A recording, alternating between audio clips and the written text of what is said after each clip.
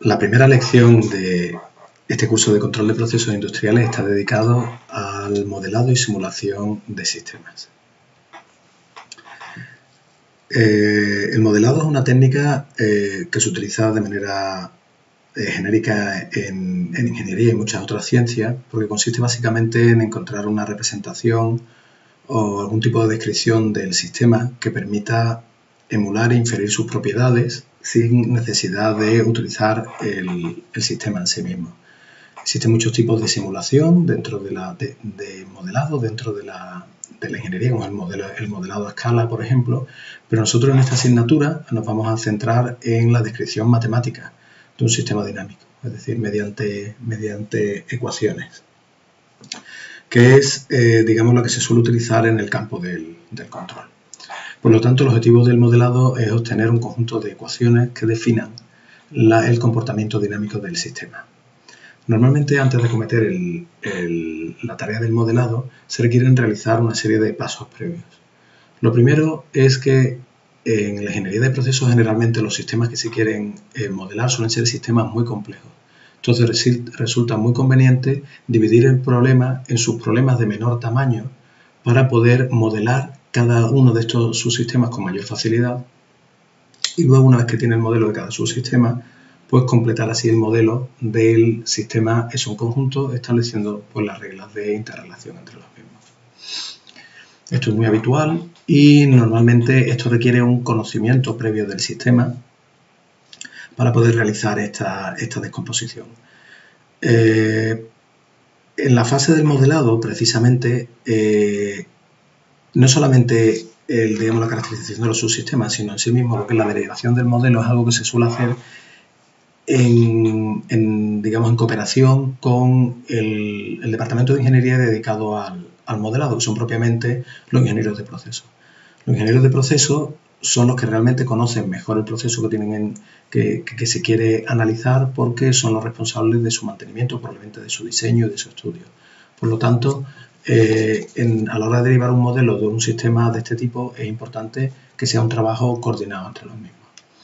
Una vez que se tiene el modelo de cada sistema o de cada subsistema, primero se debe caracterizar cuáles son las entradas, ¿verdad? Las señales de entrada de un sistema son aquellas variables que evolucionan a lo largo del tiempo y cuya evolución influye en la evolución dinámica de todas las variables asociadas al sistema. Es decir, son variables independientes a la evolución del sistema, pero que de alguna forma causan la evolución del sistema en su conjunto. Se puede considerar eso que son las causas del movimiento. Desde un punto de vista tecnológico, estas entradas se dividen entre entradas manipulables y entradas no manipulables o perturbaciones. Esto hace referencia solamente al hecho de que existe algún tipo de dispositivo, lo que se conoce como actuador, que me permite cambiar de manera deseada unas determinadas variables de entrada del sistema. Es decir, que me permite manipular a voluntad. Si una variable yo no soy capaz de manipularla, es decir, evoluciona, una señal externa evoluciona a lo largo del tiempo, influye en mi sistema, pero yo no puedo cambiarla, entonces se llama una perturbación. Por ejemplo, en un proceso químico yo puedo abrir y cerrar una válvula y cambiar un caudal, pero a lo mejor no puedo influir sobre la evolución de la temperatura externa, por ejemplo, que sería una perturbación. Entonces, el efecto de las perturbaciones evidentemente influye sobre mi sistema, pero como no tengo control sobre ellos, pues normalmente los sistemas de control deben intentar garantizar el comportamiento del sistema a pesar del movimiento, de la evolución de las perturbaciones. Entonces, desde un punto de vista tecnológico, suele ser interesante que todas aquellas perturbaciones que yo sea capaz de medir, las pueda medir. De forma que ese conocimiento lo puedo utilizar para tener un mejor análisis o, en última instancia, un mejor control del sistema. Sin embargo, no todas las perturbaciones se pueden medir, quizás porque es imposible o porque no se disponen de los sensores para ello, y entonces se consideran perturbaciones no medibles. En control nos vamos a centrar en aquellas entradas manipulables que son, digamos, manipulables desde el sistema de control. Es decir, que de alguna manera me permite que desde un dispositivo electrónico externo, lo que sería el ordenador de control, pueda enviar una señal y este actuador recibirla y poder cambiar el valor en consecuencia. Por ejemplo, yo puedo tener una válvula manual que me hace manipulable, pero manualmente el sistema, pero para un sistema de control para mí es como si no fuera manipulable y sería pues como una perturbación. Una vez que se tienen claras cuáles son las entradas, el siguiente paso es caracterizar las salidas. Una variable de salida de un sistema es simplemente una variable de interés, es decir, una señal que evoluciona a lo largo del tiempo que a mí por algún motivo me interesa conocer su evolución. Típicamente las salidas se suelen clasificar en 3 grupos. Una serían las variables reguladas o controladas, que son aquellas variables que se desea que alcancen un determinado valor dado por una cierta consigna o referencia. Otro tipo de variables son las variables que yo puedo medir. Esto es una consideración ya tecnológica, o sea, donde tengo un sensor que me dan unas variables, digamos, que yo pueda medir y, como decíamos antes, también transmitir al sistema de control. Y luego también hay otro conjunto de variables que yo quiero que de alguna manera están reguladas, pero que el objetivo no es llevarlos a una consigna, sino simplemente mantenerlas dentro de un cierto límite de operación. De forma que si esa variable digamos, sale fuera de este límite de operación preestablecido, pues se entiende que habrá algún tipo de aviso o algún tipo de alarma o algo así. Es cierto que en los sistemas quizás de pequeña dimensión, y no es raro, ¿vale? En otro tipo de sistemas que este tipo de variables, pues, digamos, coincidan, ¿no? O sea, no se haga esta distinción, sino que directamente se considere que las variables medidas son en realidad las que yo quiero controlar y a su vez son también las que quiero restringir. Pero en sistemas de gran dimensión y sistemas complejos, estos conjuntos no tienen por qué ser el mismo. A todas las variables asociadas a un sistema que no son ni entradas ni salidas se le conocen como variables internas. Por otro lado, hay otra serie de valores asociados al sistema que es lo que se conoce como parámetros. Los parámetros en realidad son, como digo, valores asociados a un sistema que de alguna manera me permite distinguir este sistema dinámico de otro que fuera semejante. Por ejemplo, yo puedo tener 2 reactores químicos y un reactor químico que hacen la misma reacción, pero uno tiene un volumen de 1 metro cúbico y otro de 2 metros cúbicos. Pues son semejantes, pero el volumen que tienen pues hace que el comportamiento evidentemente sea distinto. Por lo tanto, el volumen formaría parte de un parámetro. Sin embargo, en ocasiones, digamos, la distinción entre un parámetro y otro es una cuestión, digamos, una decisión de modelado, ¿no? Viene dado de alguna forma por las hipótesis que uno quiera plantear. Por ejemplo, supongamos que tenemos un avión y quiero modelar el comportamiento de un avión. Un avión, evidentemente, tengo señales centradas como pueden ser la potencia de los motores, los alerones, etcétera, y las variables de salida que pueden ser pues, la posición y orientación del avión a lo largo del tiempo, mi trayectoria. Pero una variable importante dentro del avión es la masa del avión. Y la masa del avión, evidentemente, dependerá de la carga, del peso del fuselaje, etcétera, pero también del combustible. Entonces, el avión, a medida que va digamos, navegando, pues va consumiendo combustible para poder impulsar el motor y esa masa, evidentemente, va reduciéndose a lo largo del tiempo porque la va expulsando al ambiente en forma de gases. Entonces, la masa del avión, en realidad, es una señal que va cambiando a lo largo del tiempo.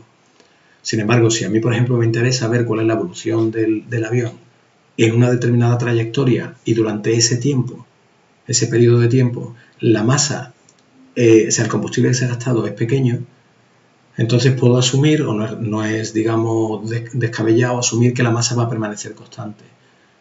Entonces, eso que era una señal, paso a considerarlo un parámetro definitorio del sistema y se considera constante.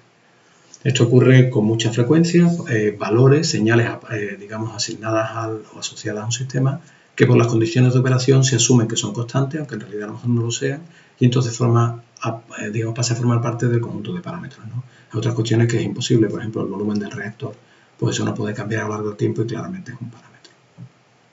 Muy bien. En ingeniería es importante tener en cuenta que un modelo, por muy preciso que uno sea capaz de obtenerlo, no deja de ser una representación de la realidad, una representación de un sistema real. Y por lo tanto, en esta representación siempre tiene un error asociado. O sea, es importante que distingamos entre el modelo, la representación matemática y lo que yo soy capaz de predecir e inferir a partir de las ecuaciones que lo rigen, frente a lo que hace el sistema en realidad. En la ingeniería se utilizan con mucha frecuencia hipótesis simplificatorias que me hacen tener un determinado modelo. Uno tiende a pensar que esa es la realidad, pero luego en realidad el proceso real puede comportarse de otra manera. Entonces, todo modelo, por preciso que sea, siempre tiene asociado un error. Claro, lo que ocurre es que en la realidad hay una correlación entre el error asociado al modelo y la complejidad de este modelo. Por ejemplo, si yo quiero obtener modelos que tengan muy poco error de estimación, o sea que la discrepancia entre el comportamiento del sistema real y el predicho por el modelo sea muy pequeño, entonces normalmente esto se puede conseguir en base a tener modelos extraordinariamente complejos. Por el contrario, si yo quiero tener un modelo simplificado para poderlo analizar o poderlo utilizar en mi diseño, pues suele tener un error asociado. Entonces, hay una correlación entre el error y la complejidad. Sin embargo, hay una cosa importante que uno debe tener en cuenta a la hora de inferir un modelo, que es esa, ¿no? Que tiene un error asociado, pero es importante que siempre, cuando uno diseña un modelo, el modelo que uno tenga sea tan sencillo como sea posible. Esto viene muy bien, digamos, descrito en una cita del libro del Principito de Antoine Saint-Exupéry, que decía que la perfección se alcanza no cuando no queda nada más que añadir, sino cuando no hay nada más que se pueda quitar. Es decir, que en un modelo es importante no que yo ponga todas las ecuaciones que definan el sistema, sino que seleccione cuáles son las ecuaciones que yo necesito para describir bien mi proceso. Porque al final eso hará que mi modelo, en última instancia, digamos, sea mucho más fiable y mucho mejor. Una duda que surge ahora es si hay este compromiso entre error y complejidad, ¿cómo decido yo, digamos, en cuál de estos puntos, ¿no? Me puedo mover? O sea, ¿qué decido? ¿Coger un modelo muy complejo o un modelo, digamos, menos complejo y con mayor error? La elección del tipo de modelo o moverme, digamos, dentro de este compromiso, pues normalmente viene dado por la utilidad que se le quiere dar al modelo.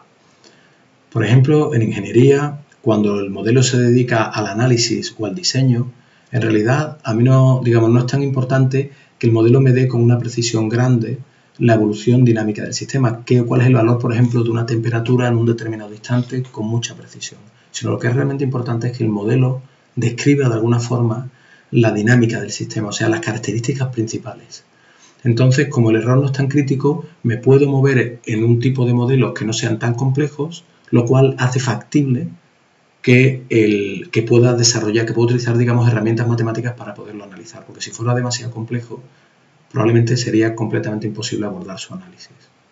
Por el contrario, cuando yo quiero un modelo que sea muy fiable y quiero una simulación o una predicción que me dé con mucha fiabilidad el comportamiento del sistema, esto lo puedo conseguir utilizando algoritmos de integración numérica digamos, de las ecuaciones, que suelen ser algoritmos que permiten trabajar con modelos de una gran complejidad.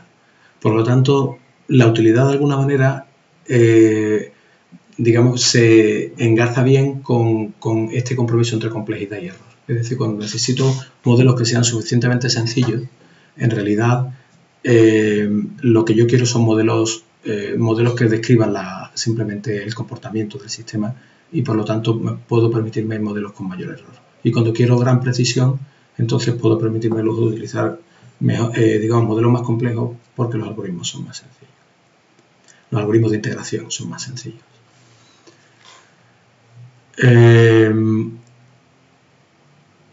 Una vez que, digamos, tenemos claro este concepto, la siguiente cuestión a abordar es qué tipo de modelo puedo coger.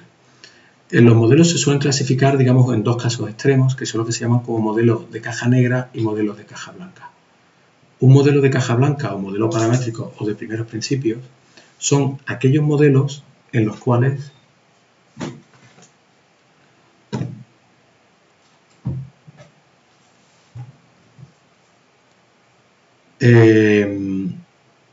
se debe tener en cuenta digamos, la estructura interna del problema para inferir el modelo en su conjunto. O sea, de alguna forma necesito saber cuáles son los elementos que componen este modelo y se realizaría el modelado de cada uno de estos elementos y la relación entre ellos. Por lo tanto, necesito conocer esa estructura interna y las variables internas que están implicadas en esta descripción. Por ejemplo, este tipo de modelo caja blanca es lo que se suele utilizar en los sistemas mecánicos o los sistemas eléctricos, en los cuales se disponen de modelos que describen de manera suficientemente fiel el comportamiento de cada uno de los elementos, y también tengo ecuaciones que me permiten relacionarlos. Sin embargo, en ocasiones hay modelos que son muy complejos y no soy capaz de saber o de conocer, digamos, cuáles son los elementos de la estructura interna que conforman ese modelo. Sin embargo, lo único entonces que puedo, digamos, aspirar a conocer es una relación entre todas las variables de entrada de este sistema con sus salidas. Entonces, esto es lo que se llaman modelos caja negra, que son modelos que me relacionan exclusivamente la entrada y la salida sin conocer cuál es la información que hay dentro. Evidentemente, en la práctica hay todo un abanico entre un modelo de caja blanca y un modelo de caja negra, y es lo que se conoce como modelos de caja gris. Por ejemplo, los sistemas electromecánicos son, como comentaba antes, tipo de sistemas en los cuales las ecuaciones, o sea, la física del problema se conoce bien y me permite obtener modelos paramétricos de caja blanca. Ya en el control de procesos químicos ya aparecen fenómenos que son de una naturaleza bastante compleja, y en ocasiones ciertos fenómenos se suelen representar mediante modelos de caja negra o lo que se conocen como modelos subrogados. Esto se hace más patente en sistemas biológicos, en los cuales ya los procesos son extremadamente complejos, y ya en otras disciplinas manejadas de la ingeniería, pero que pueden estar relacionadas, en los cuales interviene, por ejemplo, el factor humano, como tal, como son las ciencias económicas o las ciencias sociales, ahí ya lo que se suele utilizar son directamente modelos en caja negra o modelos de entrada y salida. En esta asignatura nosotros nos vamos a centrar en modelos paramétricos, porque los problemas de control normalmente suelen digamos, se suelen centrar en lo que son procesos químicos o procesos electromecánicos. Por lo tanto, partimos de que disponemos de buenos modelos caja blanca o modelos paramétricos. Entonces ahora vamos a ver cómo se obtienen estos modelos paramétricos. Típicamente uno conoce cuáles son los elementos que conforman mi sistema. Por ejemplo, si yo quiero analizar un circuito electrónico o un circuito eléctrico o una red, pues yo sé que está formado por una serie de elementos interconectados entre sí. Entonces lo primero que se hace es describir cada uno de estos elementos que forman la red, estos, digamos, elementos primarios, y vienen descritos por las ecuaciones fundamentales de la física, que es lo que se conoce como ecuaciones de fenómenos elementales. Aquí es donde aparecen unos parámetros físicos que me caracterizan precisamente ese fenómeno, como por ejemplo la resistencia o la resistividad de un elemento resistivo, la capacidad de un condensador o la inductancia de una bobina. O bien, por ejemplo, la masa de un determinado cuerpo o la constante elástica de un amortiguador. Esos serían, digamos, los parámetros y las ecuaciones que me relacionan esto, como la ley de Hooke en los muelles, pues serían las ecuaciones de fenómenos elementales. Una vez que ya conozco las ecuaciones que me describen cada uno de los elementos, ahora tengo que saber cómo se interconectan entre sí para formar, digamos, lo que sería la red completa. Y estas relaciones, digamos, se describen mediante lo que se llaman las ecuaciones de balance. Por ejemplo, en el caso de los sistemas eléctricos serían las leyes de Kirchhoff, y en el caso de los sistemas mecánicos, por ejemplo, serían las leyes de Newton, ¿no? O los procesos químicos por los balances de masa y energía. Todas esas ecuaciones de balance pues me relacionan las variables intermedias, las variables internas que intervienen en las ecuaciones de fenómenos elementales, cerrando el modelo. Así, las ecuaciones matemáticas, ¿no?, que finalmente describen este tipo de sistemas suelen ser un conjunto de ecuaciones diferenciales y un conjunto de ecuaciones algebraicas. Recuérdese que una ecuación diferencial es simplemente una ecuación en la cual intervienen variables y sus derivadas, como aparece aquí, esta x punto, esta derivada con respecto al tiempo, y una ecuación algebraica es simplemente una ecuación en la que no intervienen derivadas. Así de sencillo. En los modelos caja negra, típicamente estos modelos se suelen expresar en forma de ecuaciones en diferencias.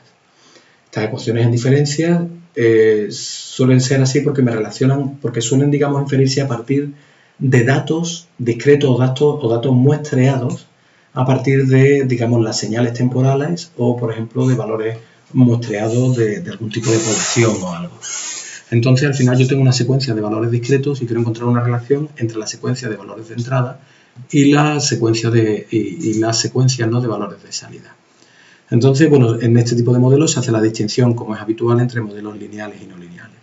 En el caso de modelos lineales en caja negra se suelen utilizar modelos de primer orden y segundo orden, que son bien conocidos, diagramas de Bode-Innigui, por ejemplo, también se utilizan, la respuesta impulsional, utilizando el producto de convolución, o de manera más genérica lo que se conocen como modelos Bob-Jenkins, o modelos autorregresivos con una señal externa, que son los modelos ARX.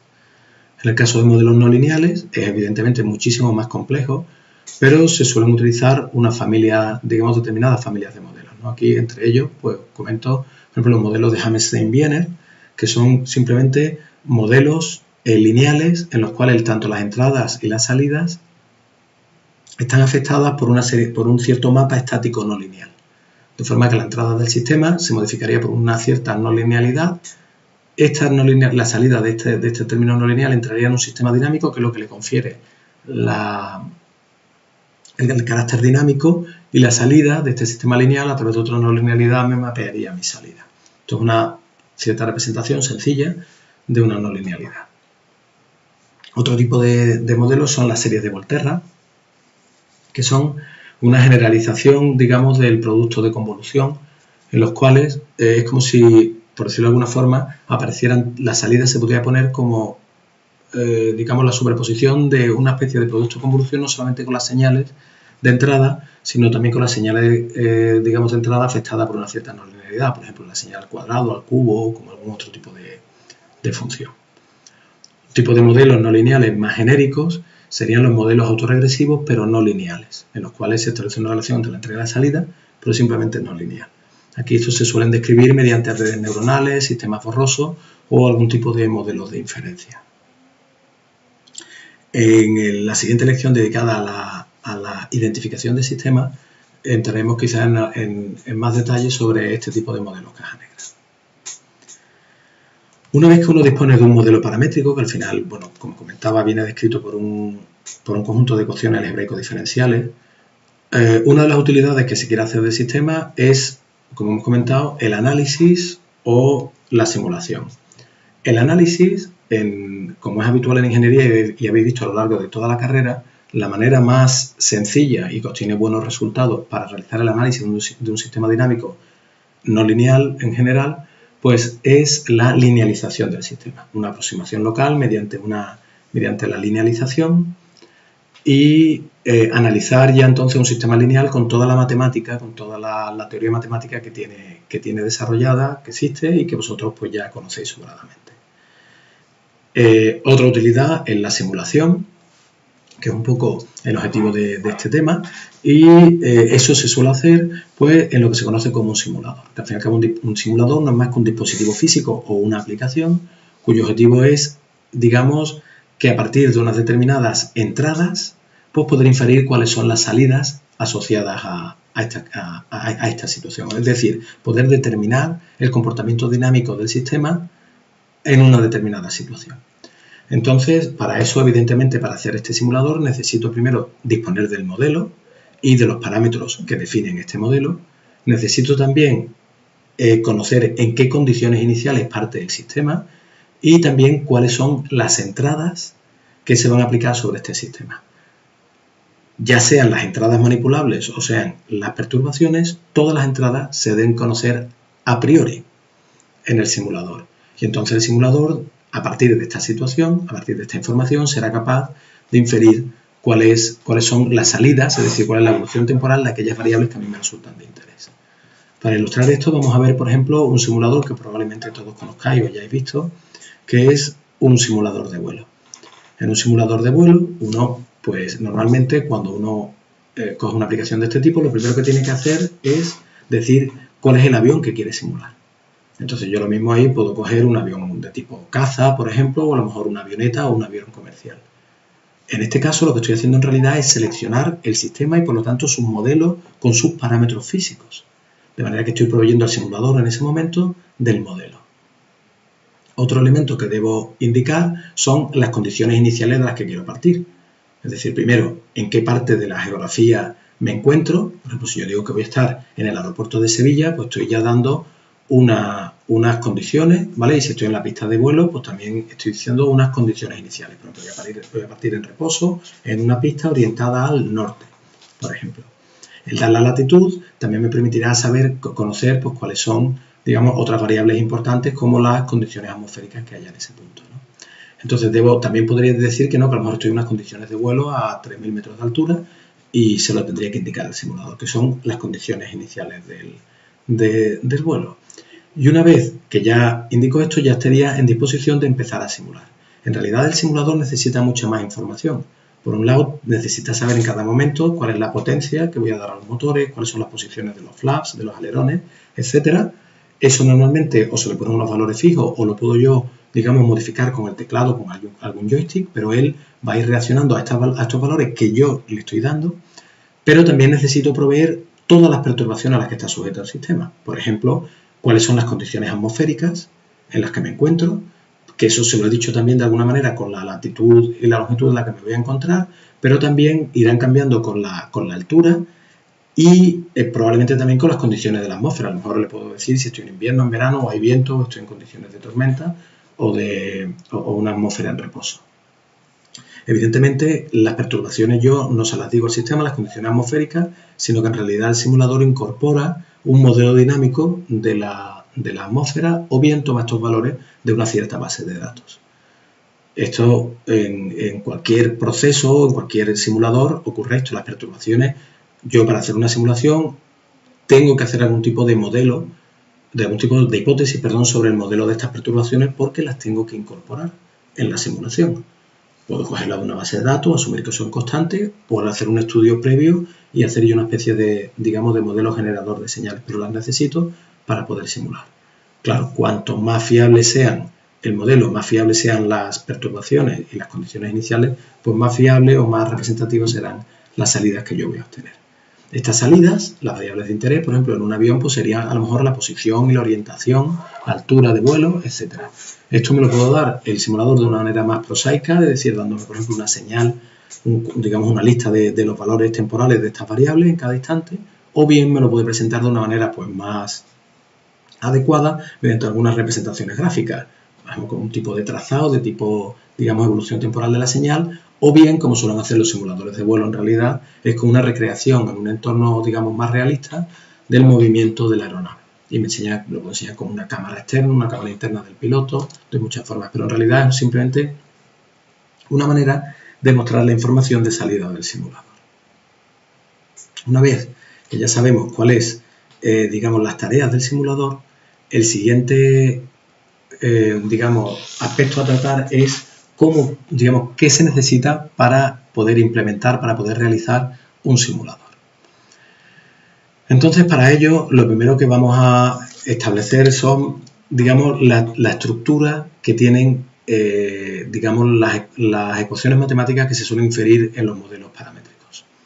Como comentaba anteriormente, los modelos paramétricos de primeros principios establecen una serie de ecuaciones algebraicas y ecuaciones diferenciales que aparecen digamos que de las variables que intervienen en el sistema. Entonces, claro, ahí aparecen o intervienen en todas estas ecuaciones prácticamente todas las variables internas que he podido definir en mi sistema a través de estas ecuaciones de fenómenos elementales. Pero solamente algunas de ellas aparecerán derivadas. Entonces, la manera más sencilla de expresar esto es que todas aquellas variables que aparezcan derivadas se haga algún tipo de manipulación, quizá añadiendo nuevas variables, para poderlas poner siempre como derivadas de primer orden. La cuestión es que si una variable aparece solamente derivada de primer orden, pues ya la tengo hecha, pero si aparece una derivada, por ejemplo, segunda, pues simplemente defino una variable intermedia que es v, que puede ser la derivada de esa variable. ¿Vale? Entonces, añadiendo esta nueva variable, pues ya la podré poner como dos ecuaciones diferenciales de primer orden. ¿De acuerdo? Entonces, al final, manipulando las ecuaciones, yo seré capaz de agrupar todas las ecuaciones diferenciales como un sistema de ecuaciones de primer orden y otro conjunto de ecuaciones que no aparece ninguna derivada. Pues el primer conjunto es lo que se llama las ecuaciones diferenciales. Las variables que aparecen derivadas como derivadas de primer orden conforman las variables de estado. Y como ya sabéis, son, digamos, las variables quizás, o una de las variables muy importantes o más importantes de los sistemas, porque es la que me permiten caracterizar el comportamiento dinámico del sistema. Es decir, son tales que si yo conozco en un instante esos valores, seré capaz de saber, de predecir cómo se van a comportar, cómo se va a comportar el sistema. En esas ecuaciones diferenciales intervendrán también las entradas del sistema, ya sean manipulables o perturbaciones, en este caso no hago distinción, porque para un simulador es indiferente, pero también aparecerán otro conjunto de variables, que aquí he llamado z, que son variables internas. Son variables que interviniendo en el modelo no aparecen derivadas. Por otro lado, entonces tengo x, que son las variables de estado, y z, que son las variables internas que no forman parte del estado, y u serán las variables de entrada. Las salidas del sistema, la que llamamos y, se podrán poner siempre como una función de las variables de estado, de las variables internas y de las entradas, a través de una cierta función g. Observad en estas ecuaciones que f es una función que recibe como entrada el estado, la variable interna y la entrada, y me devuelve las derivadas. Y es una función estática, un mapa. Me entran 3 entradas y me devuelve una entrada, que son las derivadas. La salida tiene una forma igual. Es un mapa que recibe 3 entradas y me da una variable, que en este caso son las salidas. Entonces, esas son las formas que tienen las ecuaciones diferenciales. En los modelos de este tipo también aparece otro tipo de ecuaciones que son las algebraicas, que no intervienen ninguna derivadas. Estas se pueden expresar como otra función h, que depende de las variables internas del estado y de la entrada, pero que en este caso deben cumplir una condición que de manera genérica se suele poner, que esta función debe ser igual a 0. Quiere decir que todas las trayectorias del sistema posibles, la x, la z y la u, tienen que ser tal que a lo largo del tiempo, en cada instante, estas evaluadas a través de esta h deben ser 0. Aquí, por ejemplo, vemos el ejemplo de un modelado de un sistema muy sencillo, que son la evolución del nivel de agua en 2 tanques. De forma que un caudal de entrada entra en el primer tanque, este agua se puede acumular en este tanque, pero está conectado a través de otra tubería con otro segundo tanque, que se puede llenar por este caudal, que a su vez se vacía, ¿vale?, al exterior a través de una tubería, ¿vale?, al ambiente. Entonces, las ecuaciones de primeros principios, pues me diría, por ejemplo, la primera sería una ecuación de balance de masas. El volumen de agua acumulado en el tanque 1 sería igual al caudal de entrada, Q, menos el caudal de salida, Q sub T. En este caso, Q es una entrada del sistema, conformaría la U, la entrada del sistema, de este sistema dinámico, y Qt, en este caso, pues será una variable interna, que es el caudal que pasa del tanque 1 al tanque 2. Otra ecuación que se establece es la relación que hay entre el volumen y la altura del tanque. Como es cilíndrico, pues se sabe que este volumen es proporcional a la altura. Otra ecuación que se conoce es el caudal que pasa de un tanque al otro. Se sabe que por la ecuación de Bernoulli es proporcional a la raíz cuadrada de la diferencia de las alturas. Ahora de la ecuación de balance de masas en el segundo tanque, me dice que la variación de volumen acumulado, V2, es igual al caudal de entrada, que en este caso es Qt, una variable interna, y al caudal de salida, que es otra variable interna, Qs, que es el caudal que sale al ambiente. El volumen 2 es proporcional a la altura 2, y el caudal de salida, por la ley de Bernoulli, es proporcional a la raíz cuadrada de la altura. Entonces, en este caso, V1 y V2 son las variables que aparecen derivadas y conformarían el estado. Tendría 2 variables de estado. Sería un sistema de orden 2. Las variables internas que aparecen serían, y que no son variables de estado, serían Qt, H1, H2 y Qs. Serían 4 variables internas. Y otras 2 variables más serían las 2 variables de estado. Entonces tengo 2 variables de estado y 4 variables internas z, que serían Qt, H1, H2 y Qs. La entrada U, como he dicho anteriormente, es el caudal Q. Observad que tengo 2 ecuaciones, tengo 2 variables de estado y 2 ecuaciones diferenciales, y 4 variables internas y 4 ecuaciones algebraicas. Por lo tanto, el problema está bien determinado. Las salidas, en realidad, pues puede ser cualquier variable que yo considere de interés. Por ejemplo, si yo considerara que fuera las alturas de los tanques, pues de aquí podría despejar H1 y de aquí podría despejar H2, y como veis, son una expresión que solamente depende del estado, de V1 y V2. Si pusiera, por ejemplo, que son el caudal de salida, por ejemplo, pues dependería de H2, que es una variable interna. O sea, siempre va a tener una forma, como hemos indicado, de una expresión que depende del estado, de la variable interna y de la entrada. Entonces, vamos a partir de la base que todos los modelos de primeros principios se pueden modelar mediante una ecuación algebraico diferencial.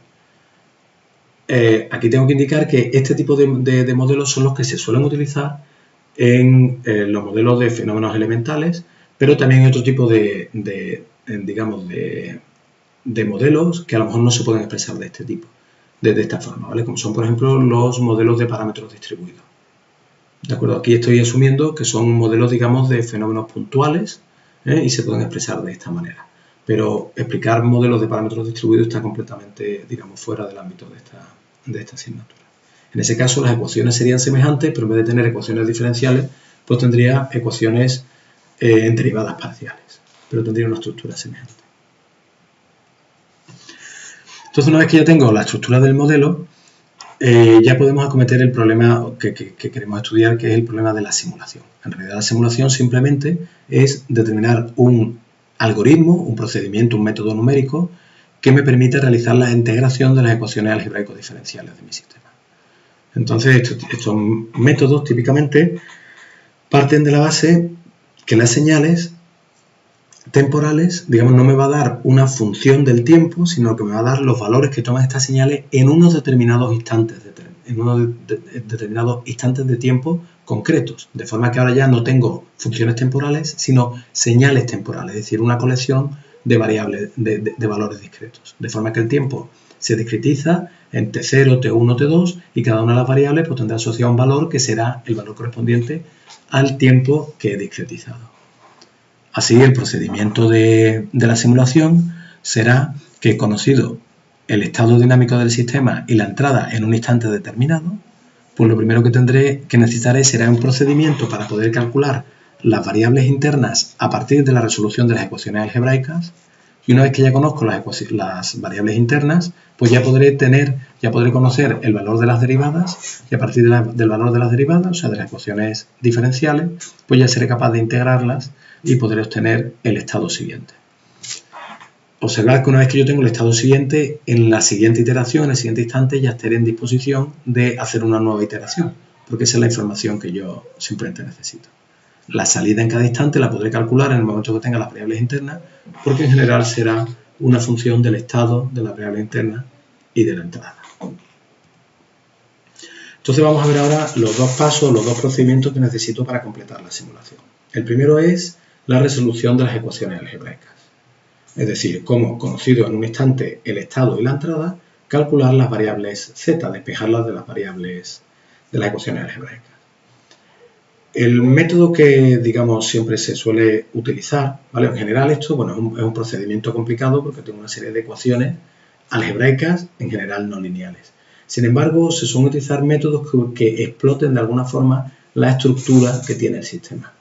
Si normalmente los sistemas, cuando hago la subdivisión en subsistemas, estos subsistemas suelen tener una cierta relación de causalidad, es decir, que las entradas afectan a un subsistema, y las salidas de este subsistema suelen ser las entradas de otro subsistema, de manera que se establece una cierta relación de causalidad.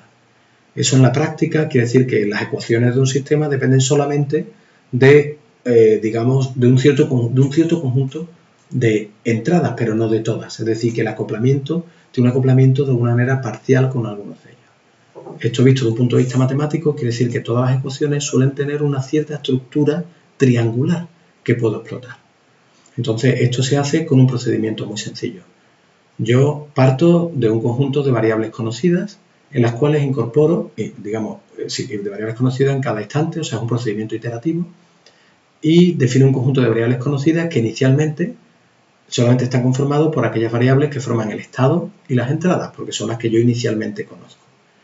Entonces yo ahora recorro todas las ecuaciones algebraicas y determino y despejo cuáles son aquellas variables que puedo calcular de manera explícita a partir de las variables que en ese momento conozco. Es decir, todo conjunto de variables que son conocidas las conozco, por lo tanto, toda aquella que pueda despejar de manera inmediata, pues esas variables las añado al conjunto de variables conocidas y las despejo. Entonces, una vez que recorro las ecuaciones y tengo actualizado el conjunto de variables conocidas, vuelvo a iterar y vuelvo a intentar calcular, determinar si hay alguna que puedo despejar directamente a partir del nuevo conjunto de variables conocidas. y así sucesivamente. Esto suele funcionar muy bien y suele completar, digamos, el cálculo de todas las ecuaciones, de todas las variables internas. Pero en ocasiones ocurre que no es posible, que las variables aparecen acopladas y entonces ya no puedo despejar directamente. En este caso es cuando se dice que aparecen bucles algebraicos. Y estos bucles algebraicos, es decir, simplemente un sistema de ecuaciones con menor número de ecuaciones que ya tengo que, digamos, determinar de manera numérica, pues tengo que utilizar algoritmos específicos para poderlo hacer. Por ejemplo, con métodos numéricos de resolución de ecuaciones no lineales, como son, por ejemplo, el método de Newton-Raphson. Evidentemente, esto es mucho más complicado que el otro método y puede enlentecer las simulaciones. Una vez que tengo un procedimiento para resolver las ecuaciones algebraicas, el siguiente paso será resolver las ecuaciones diferenciales. Entonces, para esto es importante conocer o haber determinado previamente cuál es el paso de integración. El paso de integración es lo que me da la resolución temporal, es decir, cada cuánto tiempo estoy discretizando el tiempo en el que yo quiero conocer las variables.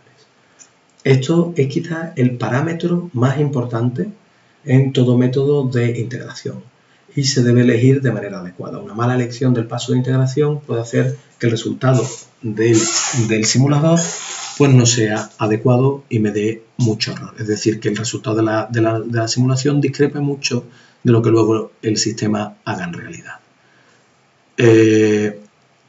Normalmente para elegir este paso de integración se tiene que llegar a un determinado compromiso. Por ejemplo, está claro que cuanto menor sea el paso de integración, mayor es la resolución temporal y menor será en principio el error que se comete en la simulación numérica. Eso es cierto. Pero por otro lado, el número de iteraciones que yo tengo que hacer para completar un determinado intervalo de tiempo de simulación, pues depende inversamente, como se ve aquí, del paso de integración. De forma que si yo quiero completar 30 segundos de simulación, no es lo mismo que yo coja un segundo o un milisegundo. No haré 1000 iteraciones más. Los métodos de integración normalmente se suelen dividir entre lo que se conocen como métodos de paso fijo o métodos de paso variable. Un método de paso fijo es cuando se elige o se determina un paso de integración y se mantiene de manera regular a lo largo de todo el tiempo, de manera que la separación entre este intervalo de tiempo es perfectamente constante. Y un método de paso variable es cuando este va cambiando a lo largo del tiempo. Esta descripción se entrará en más detalle a continuación. Bien, una vez que ya se tiene la resolución temporal y ya sabemos el instante de tiempo, ya estamos en disposición de poder acometer la integración numérica de las ecuaciones diferenciales. Entonces, como he comentado anteriormente, asumimos que disponemos de un procedimiento de cálculo de las variables internas a partir del estado y de la entrada, como sea, y entonces el método de integración lo que tiene que hacer es que a partir de este conjunto de ecuaciones, del estado de las variables internas y de la U que he determinado previamente, pues saber cuál será el estado en el instante siguiente, sencillamente. Para esto se utilizan métodos numéricos de integración numérica de ecuaciones diferenciales. Los más sencillos son, por ejemplo, el método de Euler hacia adelante, en el cual la derivada actual se aproxima como el x de k más 1, o sea, como el valor siguiente menos el valor actual partido por el paso de integración. Entonces, como la derivada en realidad es lo que me da directamente el modelo en el instante actual y ya conozco todas las variables, x de k, z de k, uk, por lo tanto eso es conocido y a partir de él puedo inferir, despejando, cuánto valdrá el estado siguiente.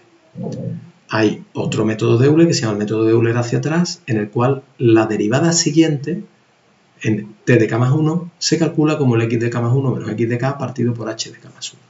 Así que este valor no es la derivada actual, sino la siguiente. Entonces, en este caso, si, haciendo el procedimiento de manera análoga, se llega a esta expresión.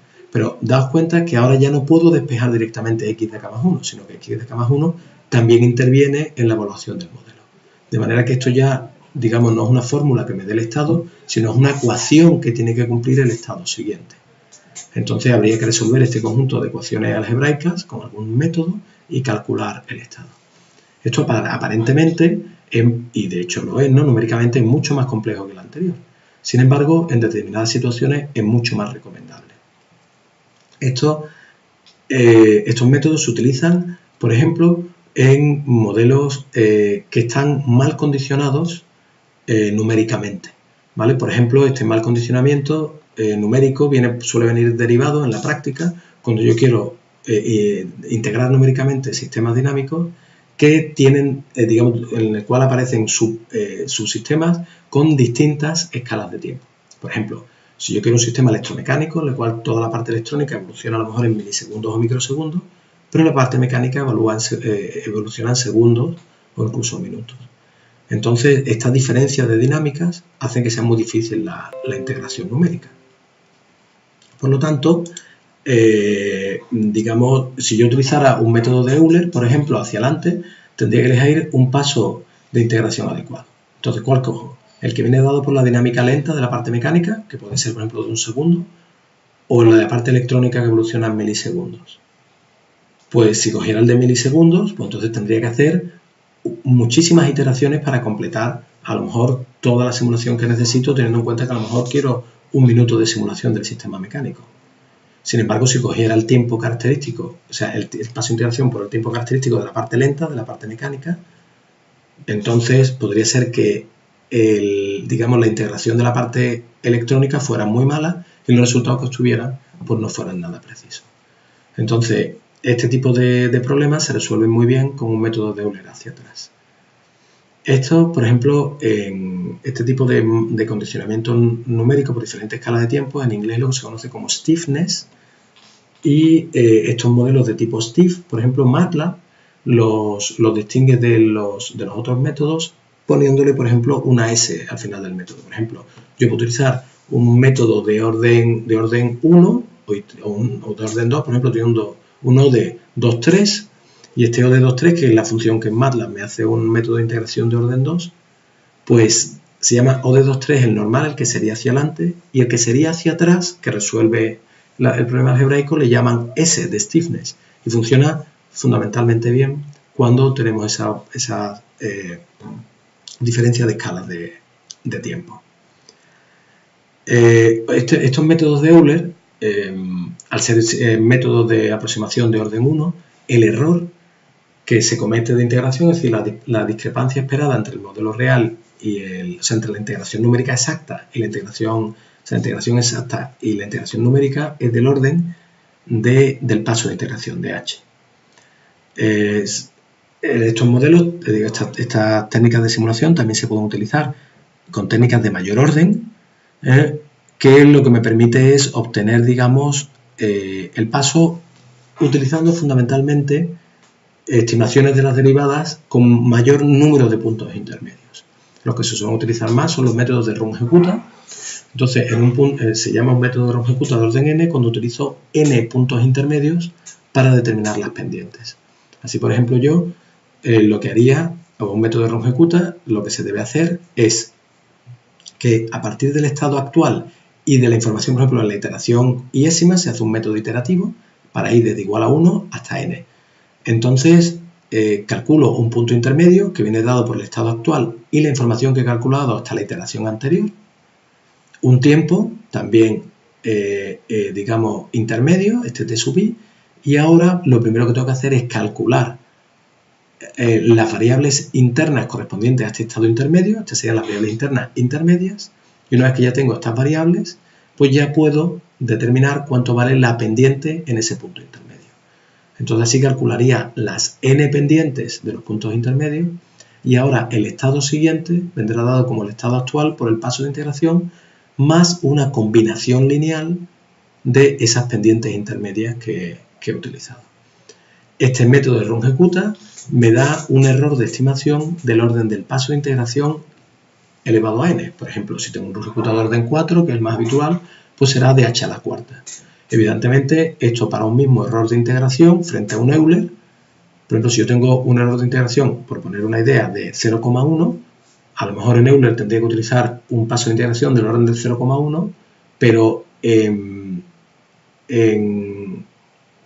por ejemplo, de 10 elevado a menos 4, ¿no? Por ejemplo, pues en Euler yo necesitaría un paso de integración de 10 elevado a menos 4, pero si utilizo un Runge-Kutta de orden 4, pues con un 10 elevado a menos 1 sería suficiente, porque el error total sería 10 elevado a menos 4. Entonces, ¿qué quiere decir? Que es verdad, el método es más complejo, pero necesito 10.000 iteraciones menos para conseguir el mismo error de aproximación. Se puede ver que los parámetros, o sea, este método numérico depende de unos parámetros que son estos parámetros A, B y C, y estos parámetros se suelen dar en forma de tabla, con lo que se conoce como tablas de Batcher. Entonces, estas tablas, pues ha habido distintos, matemáticos que han estado trabajando en esto y han propuesto tablas distintas con determinadas propiedades y uno elige la que considera más adecuada. Por ejemplo, MATLAB utiliza, la Dorman Prince, por ejemplo, como dentro de un ejecutador de orden 4. Aquí tenéis algunos ejemplos de tablas. Por ejemplo, el Euler correspondería a una tabla de Batcher de 0,01. El Euler mejorado correspondería a esta tabla. Y el ejecutador de orden 4 que más se suele utilizar es esta, en el que aquí veis para esta tabla de Batcher cómo sería la integración numérica. Lo único que tendría que hacer serían los 4 pasos para los 4 puntos intermedios, que sería evaluar el modelo en una serie de puntos intermedios. Observad que en este caso he quitado la dependencia de la variable interna simplemente por sencillez. Y una vez que yo evalúo primero omega 1, conocido omega 1 puedo calcular omega 2, conocido omega 2 puedo conocer omega 3, conocido omega 3 puedo conocer omega 4, y al final el estado siguiente será x de k más una combinación lineal de las pendientes que he calculado. Observad que estos coeficientes son los que aparecen aquí, y estos coeficientes de aquí de un medio son los que aparecen aquí. Muy bien. Para terminar, vamos a ver lo que sería, los métodos numéricos más habituales, por ejemplo, los que se suelen utilizar en MATLAB y en muchas herramientas, que se puede elegir típicamente entre métodos de paso fijo y métodos de paso variable. Los métodos de paso fijo son aquellos en los que el usuario elige qué paso de integración desea y se mantiene uniforme a lo largo del tiempo. Esto, como comenté anteriormente, requiere un conocimiento previo del sistema que uno quiere integrar. Sin embargo, existen otros métodos que son los métodos de paso variable, en los cuales este paso de integración se va cambiando a lo largo del tiempo y además no solamente que se hace que no sea uniforme, sino que además este paso variable se suele adaptar a lo largo del tiempo con algún tipo de procedimiento o de heurística que, me permita de alguna manera hacer que los métodos de integración funcionen mejor. Típicamente en este caso se le da un rango de variación, ¿vale?, entre un máximo y un mínimo al paso de integración. Mediante algún tipo de regla heurística se va cambiando el paso de integración entre ese valor máximo y mínimo. Por ejemplo, para una idea de posible heurística podría ser esta, ¿no? Si yo quiero mantener un error de integración determinado, si yo, si estoy en una situación en la que el sistema, las derivadas que yo conozco del sistema son muy grandes, es decir, estoy en un punto con mucha variación a lo largo del tiempo, pues para mantener una determinada resolución temporal me interesará trabajar con unos pasos de integración menores. Entonces parece razonable que en ese caso, cuanto mayor sea la derivada, menor sea el paso de integración. Por el contrario, si estoy en un punto en el que el sistema ya está acercándose a un régimen permanente o las derivadas evolucionan de una manera muy suave, pues parece razonable que ahí me pueda permitir el lujo de aumentar el paso de integración para, manteniendo la misma precisión, para acelerar la integración numérica. Entonces eso podría ser una heurística que podría utilizar para ir variando de manera automática el paso de integración. MATLAB, por ejemplo, incorpora dos procedimientos para hacer estos algoritmos de paso variable, como son el método de Runge-Kutta-Feldberg o el de Dorman-Prince. Básicamente esto lo que hacen son, propuestos por una serie de, unos investigadores que propusieron unos ciertos procedimientos de Runge-Kutta, con una cierta tabla de Batcher, en los cuales se calculaba al mismo tiempo, en los mismos algoritmos, una aproximación de orden 4 y una aproximación de orden 5, simultáneamente. La de orden 4 me daba una buena aproximación y la de orden 5 una aproximación mejor. Pero el objetivo de tener esta es que la discrepancia entre estos dos métodos, entre estas dos soluciones, me da una medida de cómo de bien está funcionando el método. De manera que si el error es muy pequeño, pues entonces puedo pensar que el paso de integración es adecuado o incluso podría aumentarlo, pero si el error es muy grande, entonces lo que tendría que hacer sería encontrar algún tipo de procedimiento para reducir el paso de integración para que la diferencia entre estos dos se mantenga dentro de una determinada tolerancia.